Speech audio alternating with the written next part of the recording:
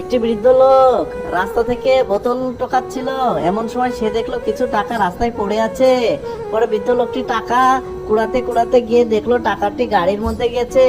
পরে সে গাড়ির দিকে তাকিয়ে দেখলো একটি মেয়ে গাড়ির ভিতরে কথা বলছে এবং মেয়েটিকে বলল যে মা, এই টাকাগুলো মনে হয় তোমার, পড়ে গেছে।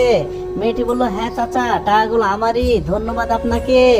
বৃদ্ধ লোকটি চলে গেল, গিয়ে ডাস্টবিন থেকে সে আবার ময়লা তুললো। এমন সময় তার দুষ্ট ছেলে এসে বলল, বাবা আমাকে টাকা দাও। পরে বৃদ্ধ লোকটি তার পকেট থেকে তার সঞ্চিত কিছু টাকা বের করে দিতে লাগলো। এমন সময় ছেলেটি খপ করে পুরো টাকাটাই নিয়ে নিল এবং মেয়েটি বসে বসে দেখতেছিল এবং ছেলেটি তার বাবার সাথে খুবই দুর্ব্যবহার করতেছিল। বন্ধুরা, এমন ব্যবহার করা কিন্তু কোনো সময় ঠিক না। তোমার বাবার সাথে কেউ এমন ব্যবহার করবে না। এবং বৃদ্ধ লোকটির কাছ থেকে আরো তার ছেলে টাকা চাইলো এবং তার বাবার কাছে জোর করে সব টাকা নিয়ে নিল এবং তার বাবা দুঃখে ব্যথিত হয়ে বসে পড়লো।